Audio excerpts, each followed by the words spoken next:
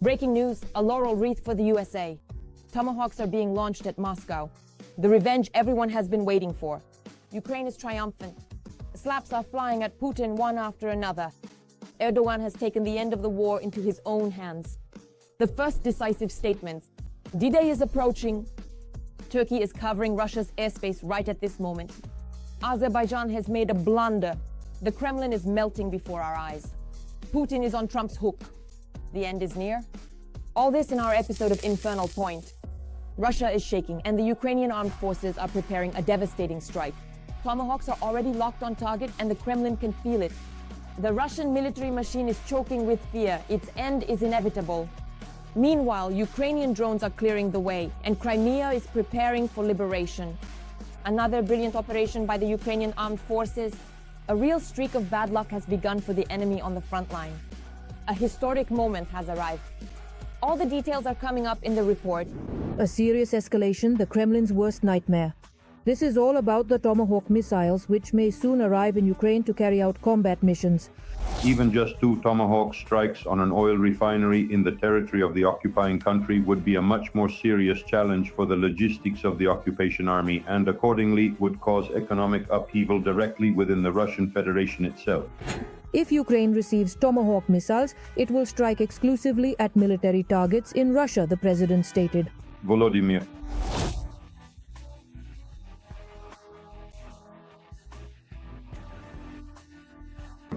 Zelensky, the president of Ukraine, has emerged as a profoundly significant and prominent leader on the international stage, demonstrating remarkable resilience and determination throughout the ongoing conflict, actively rallying crucial support for his nation.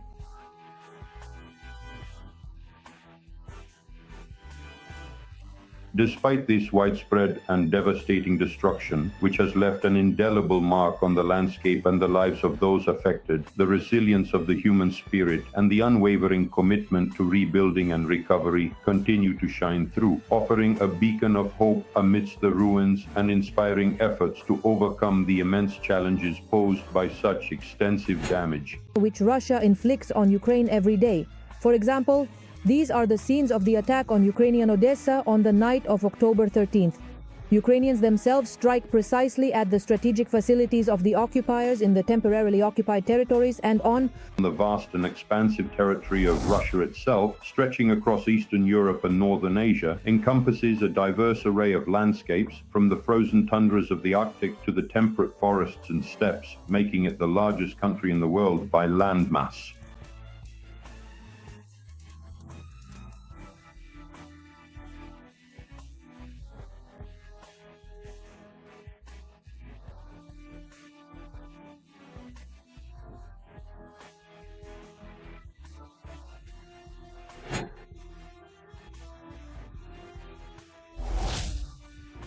Special Operations Forces drones also struck the Simferopol substation.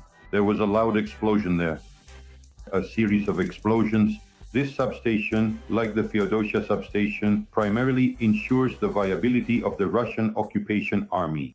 From several kilometers away, you could see the oil depot in Feodosia burning. Local social media report that the plume of smoke from the burning oil depot in Feodosia stretched all the way to Kerch and further across the strait. Yes, there might still be an explosion. The oil depot itself is still burning again. It's all burning right now. There are 6 or 7 spots on fire. I think there are even more in the parallel video, which is right behind the second one. In northern Crimea, around midnight, mobile internet was cut off. Then the electricity in the villages was also turned off, and it only came back around 7:30 in the morning. It was a restless night in Rostov-on-Don and the Rostov region.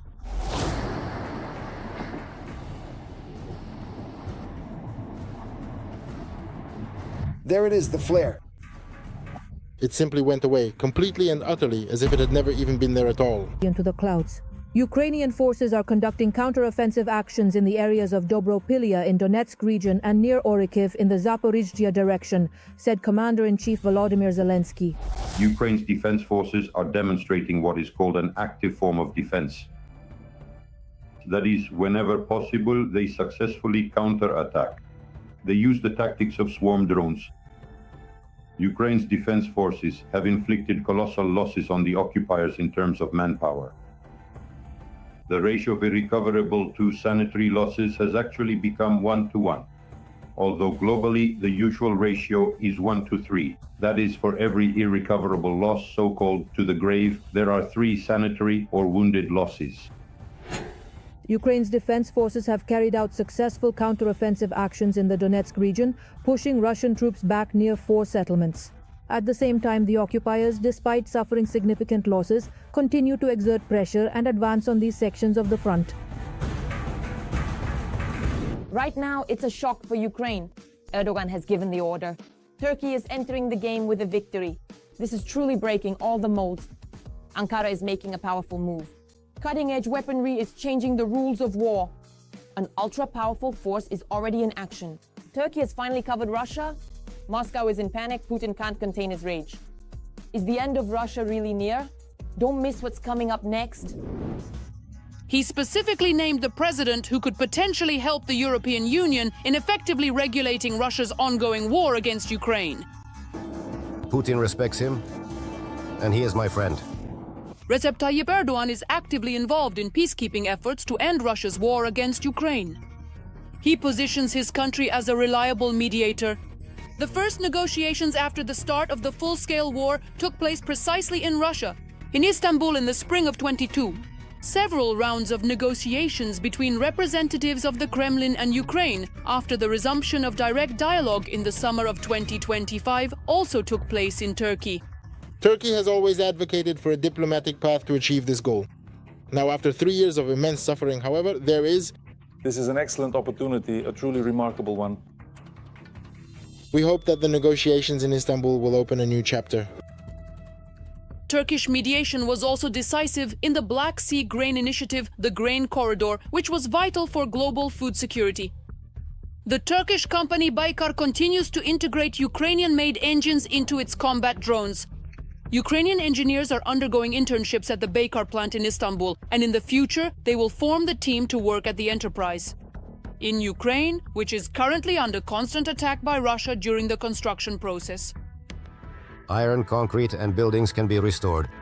What truly matters is our will and faith in this project. No missile can harm our friendship.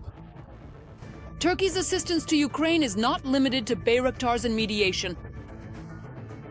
And we have demonstrated our solidarity with Ukraine in practice by providing concrete assistance in political, economic, humanitarian, and technical spheres. Turkey has closed the straits to the Black Sea for Russian warships, which significantly limits the aggressor's capabilities in the southern direction. And it is providing Ukraine with missiles with a range of 20 to 70 kilometers for destroying both stationary and moving ground targets. The Ukrainian people are, on the 500th day of the war, which we will soon mark, they bravely defend the territorial integrity and independence of the country. The year 2025 has changed a lot in Ankara's relations with Moscow. The Kremlin feels the distancing of an old partner, realizing that it has fewer and fewer allies. And here comes another blow from Erdogan. By the end of 2028, Turkey plans to meet more than half of its needs in natural gas, thanks to its own production and imports from the USA. The Kremlin understands that this means a loss of revenue and will lead to a reduction in supplies from Russia to a key European market. We won't run out of gas. We have more gas than anywhere else in the world. We have it, but does anyone need it? Then it's not just about gas. At present, Turkey has implemented a decision to build 3 different military ships, which will take the country's navy one step further. Turkey plans to develop one of the aircraft carriers together with Spain. Its size is approaching that of American nuclear aircraft carriers. In the summer of 25, Turkey joined the drone coalition led by Latvia and the United Kingdom. Currently, the coalition already includes 20 countries that are providing military assistance to Ukraine in this area.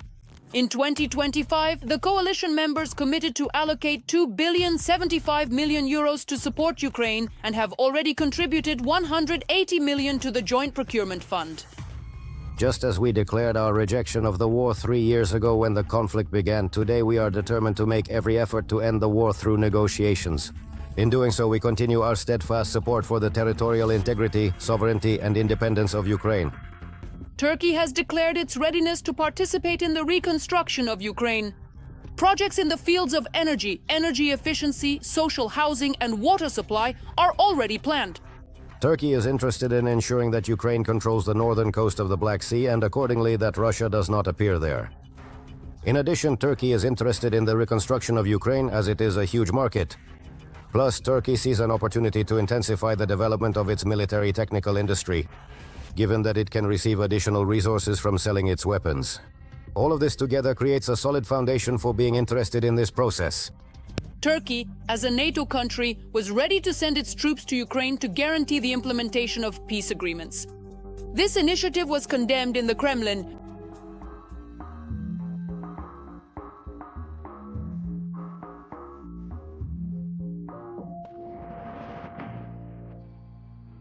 Officially, Ankara supports Ukraine's territorial integrity, but tries to maintain a balance between the sides. Turkey still tries to avoid joining Western sanctions, which, in its view, allows it to remain an effective channel of communication between the Kremlin and Ukraine. Breaking news. Putin suffered a public humiliation from Aliyev right before the eyes of the whole world. Moscow is in hysteria. The Kremlin did not expect such a turn of events. The dictator had to apologize and swallow the bitter truth. The Caucasus is no longer under Moscow's influence. The Kremlin's positions are crumbling. Meanwhile, Azerbaijan is increasingly supporting Ukraine. Weapons are coming into play that Putin definitely did not want to see on our side. This is a diplomatic knockout and a symbol of a new era. The world is turning away from Russia and now no one is playing by its rules anymore. The first details about this are coming up in the report. Almost a year after the Azerbaijani plane was shot down over Grozny, Putin, with his tail between his legs, admitted Russia's guilt in this catastrophic event. The disaster caused widespread devastation and immense suffering.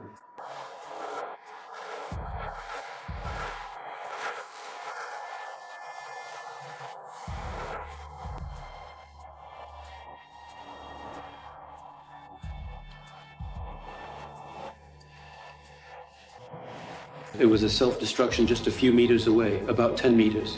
And that's precisely why the extensive damage was primarily caused, not by the warhead's direct striking elements, but most likely by the fragmented pieces of the missiles themselves. Well, how did he admit it? Of course, not completely. As always, Putin managed to blame Ukraine.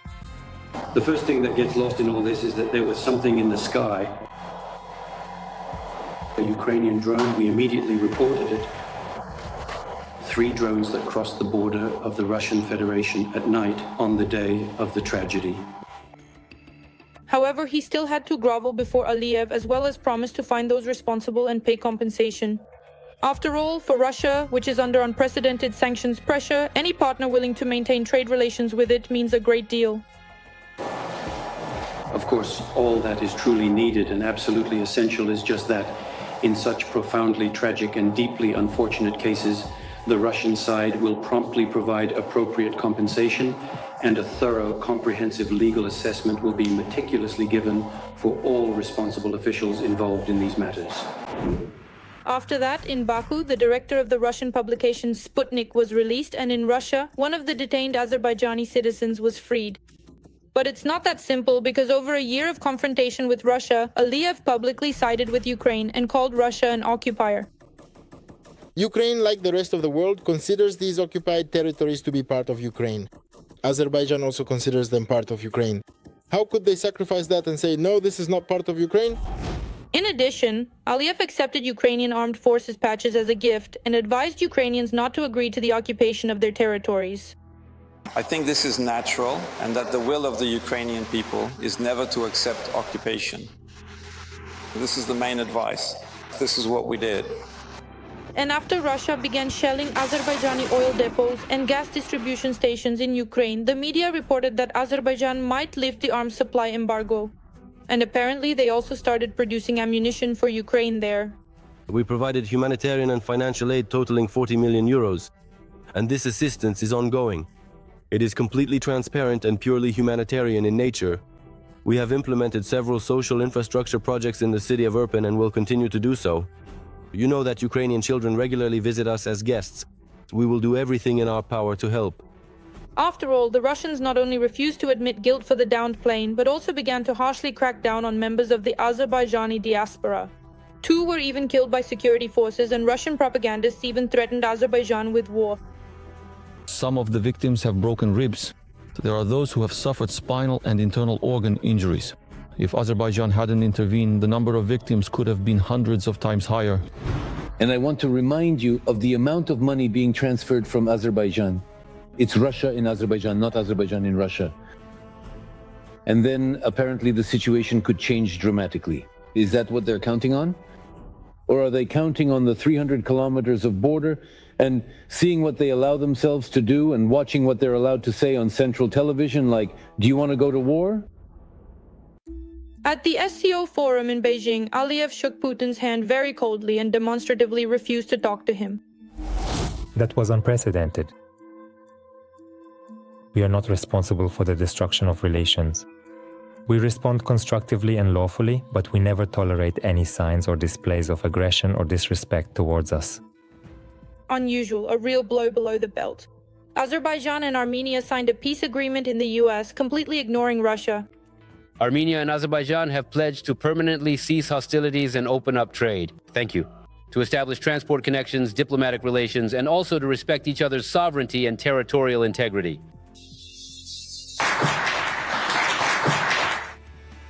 Therefore, of course, Aliyev accepted all of Putin's humiliations for the sake of his country's economic benefit. But this does not mean at all that the bloody dictator and his terrorist country are forgiven, or that the former friendship will return. Every voice matters. Join our community, support independent journalism, and help us bring you the truth from Ukraine. Become a member of Ukraine today. Join us now. On the front line, fighting has begun in which the enemy is being utterly defeated. Putin's soldiers are looking towards Zaporizhzhia. They are pushing and trying to break through, but instead they receive a powerful slap in response from our forces. In Donetsk region, Ukrainian armed forces equipment roars and takes out occupiers by the dozens in the confrontation of the year. Something fierce is being prepared, allies are on standby, and mega weapons are being charged up in no time. What is happening right now, we'll tell you in just a moment. In the Zaporizhzhia direction, drones from the 422nd Separate Battalion of Unmanned Systems Luftwaffe are destroying a mobile Terek radar station. This is not an isolated incident. In this direction, Ukrainian drones are destroying a huge amount of enemy equipment. The partisan resistance at Tej reports that the Russian army is having major problems with its air defense systems. Our sources in the air defense units of the occupying forces on the Zaporizhzhia front report a catastrophic state of their equipment. Sanctions, missile strikes by the Ukrainian defense forces on repair facilities, and manufacturing defects have led to the mass failure of anti-aircraft systems, including the Tor air defense system.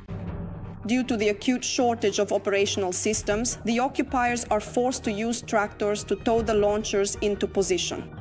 This practice makes the equipment extremely vulnerable and turns expensive systems into easy targets. The Russian army does not count its losses as it tries to get closer to Zaporizhzhia in order to strike the city and the logistics hub.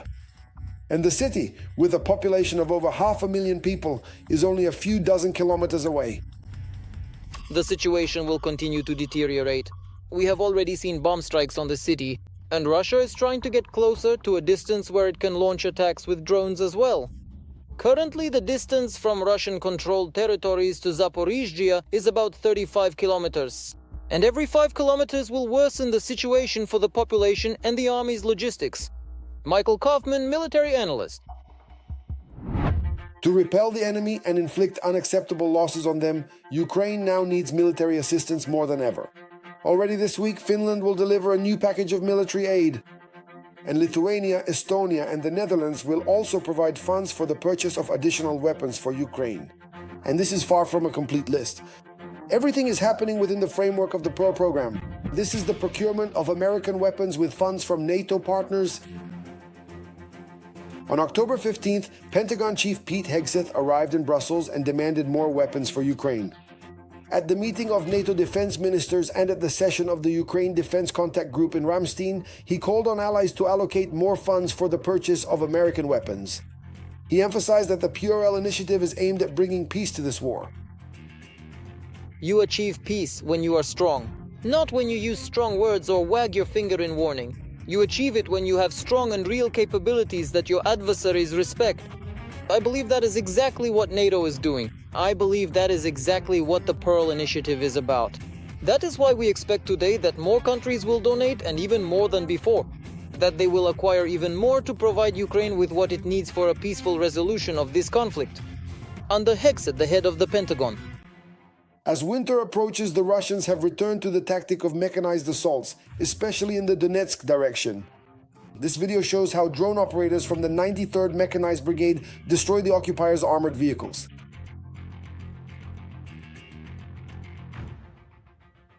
However, due to worsening weather conditions in Donetsk region, the use of strike drones is becoming more difficult. The Russians are trying to take advantage of this. For example, in order to capture Volodymyrivka and Sofiyivka, these are small villages in Donbas. During the offensive, the Russians used 6 tanks, nearly 40 armored fighting vehicles, and 40 units of motorized equipment. Russian troops tried to break through the defense forces' lines, sending in equipment and infantry wave after wave.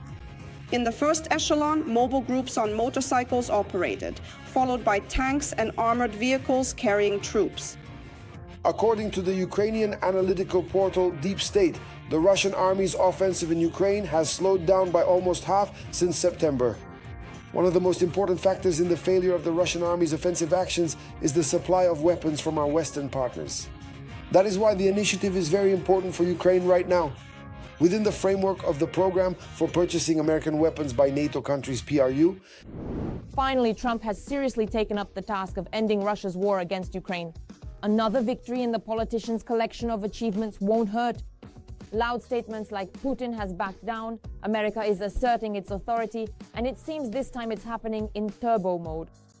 Moscow is in a dead end, there's no way to slip out. Will Washington ultimately succeed in trapping the Kremlin in a cauldron of justice? More on this in the following report. Peace through strength. That's exactly how Trump's peace plan after the end of the war in Gaza is being described. The American president still managed to achieve peace in the Middle East. And although there is still much work to be done and Hamas is not planning to surrender so easily, this was a triumph for Trump. Now he announces that the US will focus on resolving the war in Ukraine. Trump doesn't want to waste any time. He's determined right now and wants to move forward. I'm telling you, he's set on new peacekeeping achievements, God willing. So what is the essence of Trump's doctrine? Hamas was influenced by pressure. And it is precisely this lesson, as the Wall Street Journal writes, that Trump needs to take from the Middle East settlement. The lesson about the necessity of pressure. To stop the fighting in the Gaza Strip, Trump put pressure on Israeli Prime Minister Benjamin Netanyahu, while Qatar pressured Egypt. Turkey, in turn, influenced Hamas by threatening to limit its diplomatic support for the group. At the same time, Israel's military operation in the Gaza Strip continued. There has not yet been similar pressure on Russia from Trump. And although the US imposed high tariffs on India, a trading partner of Moscow, no new sanctions against Russia have been introduced. But now experts are feeling optimistic. This inspires him to new peacekeeping feats, that's obvious. He has already announced that he will be working on ending the war between Russia and Ukraine. After all, just like the war in the Gaza Strip, the Russian-Ukrainian war is an issue that is directly and explicitly tied to Trump's political reputation. And that's why there is a positive momentum here. There are certain precedents related to this agreement that can be used. And it's obvious that this inspires Trump. Western media also believe that after the agreement between Israel and Hamas, Trump may increase pressure on Russia. Trump's own statements about his intentions to address the Russian-Ukrainian war are also a positive signal. And also the meeting between the Ukrainian and American leaders, which is scheduled to take place on October 17th in Washington. Zelensky is flying to the States. Both Zelensky and Trump have confirmed it, and our team went to prepare the visit. They aren't saying what it will be about, but I'll tell you right away. Peace negotiations. The meeting is important, not just technical issues, not just about money. Tomahawks are part of the peace agreements. Tomahawks are what could bring peace faster, force Russia to the negotiating table, And in this case, Trump's peace plan to end the war in Gaza could become the necessary precedent that helps end the war in Ukraine. At the very least, in Europe, there are hopes that Trump will use the tactics applied in Gaza to stop Russia's aggression. This gives Trump enormous opportunities to resolve other major conflicts. Now he has established himself as an effective arbiter and peacemaker. To resolve the Russian-Ukrainian issue, Trump may involve the president of Turkey.